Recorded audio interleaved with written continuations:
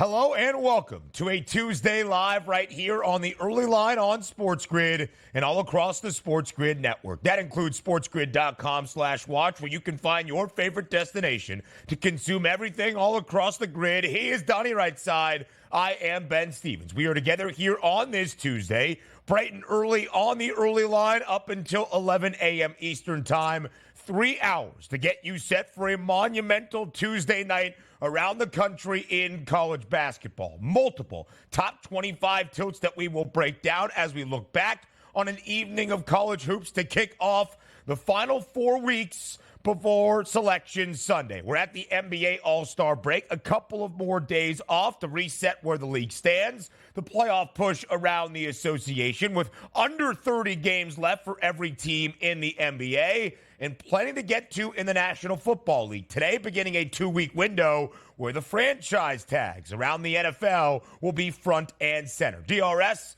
let's have a good time over these next 3 hours.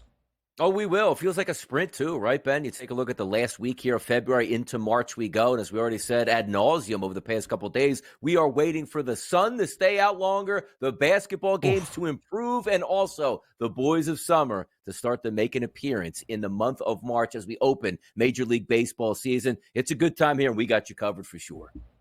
We will have some spring training talk. We will have some baseball conversations. Can the hot stove heat up right before spring training fully begins around MLB, with games on the diamond coming your way very shortly? But it starts to feel like March the deeper you get into conference action around college basketball. And that was the case last night at the Fertitta Center in Houston. A top 6 tilt. Number 2, Houston hosting number 6, Iowa State. Before we break down the game, we welcome in our SportsGrid radio audience. Opening hour of a Tuesday, live right here on the early line. Sirius XM, channel 159. All of our radio terrestrial affiliates now in the fold as well. He is Donnie. I am Ben. Number 2, Houston. Number 6, Iowa State. Last night in H-Town, a pivotal matchup in the Big 12 title race here in the regular season, as both the Cougs and the Clones entered with a 9-3 Big 12 record.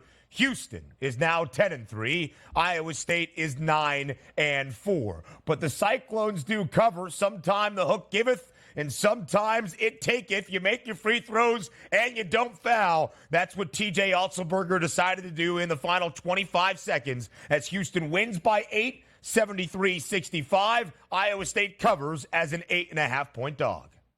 And they weren't bad last night either, going on the road against one of the best defensive teams, if not the best defensive team in the country. 42% from the floor, but they actually shot 53% from three-point range. Yeah. It still wasn't good enough here. The Houston Cougars, by far, for me, the best team in the Big 12. That was a big game in the standings here to go forward. Who's going to win the regular season championship there? Looks like Houston put their stamp on approval and said, you know what? Looks like it's going to be us. That's a well-rounded performance. But by the way, if you had the under in that game until 28-23 at the break and just figured, okay, let's score a little bit more in the second half, they really hit the gas pedal in the second half. That was a shame to lose that under on that, because in that first half, it was a stone-cold under that really got away with the fouls late in the game.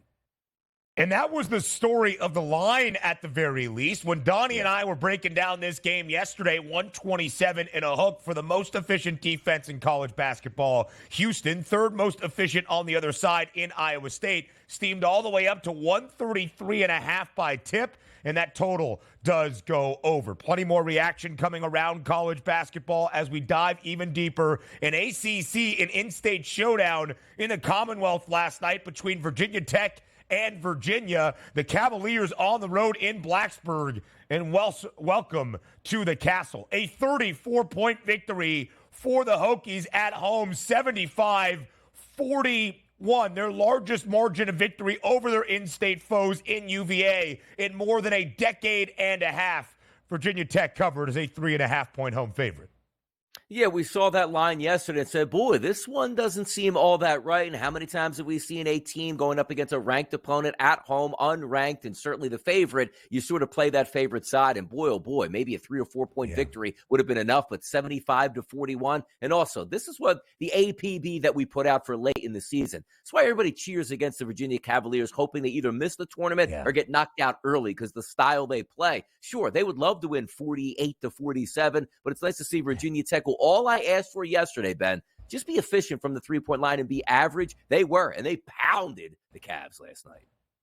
UVA in a very dicey spot here down the stretch. Next up, Carolina. Virginia needs to win some basketball games to feel safe and secure come just under 4 weeks, and that being Selection Sunday. Women's college basketball, huge slate yesterday. Top 25 tilt between 20th-ranked Creighton on the road against 15th-ranked UConn. In fact, the Blue Jays did move back to 21st in the recent AP poll released yesterday afternoon. No issue for Paige Beckers, Gino Auriemma, and UConn. A perfect 15-0 now in Big East play. They clinch at least a share of the regular season crown, and they win by 20, 73-53. UConn covering as a 19.5-point home favorite. Win number 1,203 for Gino Auriemma. That victory yesterday passes Coach K on the all-time wins leaderboard in college hoops. Yeah, it's crazy. You're like, UConn not having that great of a season until you say that they're 15-0 now in conference play. Now, granted, some of the other bigger teams are in other Power 5 conferences. I understand that, but still a solid season, and also losing a lot of those players to injury and or fighting through injuries at this time. You know what's interesting about this game, Ben? 73-53. Each team only scored 1 point off of the bench, so starters rule here. Paige Beckers, a game-high 24 points for Connecticut. Speaking of UConn, now on the men's side, for the first time this year, we have a unanimous number 1 team in the country. 62 first-place votes yesterday in the AP poll. All 62 going to Dan Hurley's Huskies, the reigning national champs. A huge game tonight in Omaha against Creighton. That's a top 15 tilt. Let's complete the UConn trifecta. Kevin Ollie, former UConn head coach who led the Huskies to the 2014 national championship, has been named the interim head coach for the Brooklyn Nets after the Nets fired Jacque Vaughn yesterday. Hey, Kevin Ollie's been fired a few times already in his career. He'll be fired again from Brooklyn, but hey, make that money, man. Can't blame anybody. That is a dead-end job in Brooklyn. Good luck to whoever tries to take that. More NBA news. Mike Conley inking a 2-year, $21 million extension with the best team in the Western Conference, the Minnesota Timberwolves, the T-Wolves 39-16. And now let's get to the Daytona 500. Some people might have thought in Indianapolis, of course not, to start the NASCAR season down in the Sunshine State, where weather was a factor. Under the caution flag at the very end, William Byron wins the Daytona 500, 18-1. He entered the race tied for the 11th best number. Brad Keselowski, he finished 33rd. I don't know who said Keselowski was a long shot price yesterday. Yeah, he should have won that race here. Got rigged at the end. Should've. Maybe we even got credit. I didn't check the account yet. Did I get credited back for that Keselowski crash where I thought he was going to win it? Should have been credited back if it wasn't. I think so, just because you became a NASCAR guy after being a hockey guy over the weekend, giving out picks and plays. Big crash at the end. That's what really hampered Keselowski in terms of his finish. A night around college basketball next.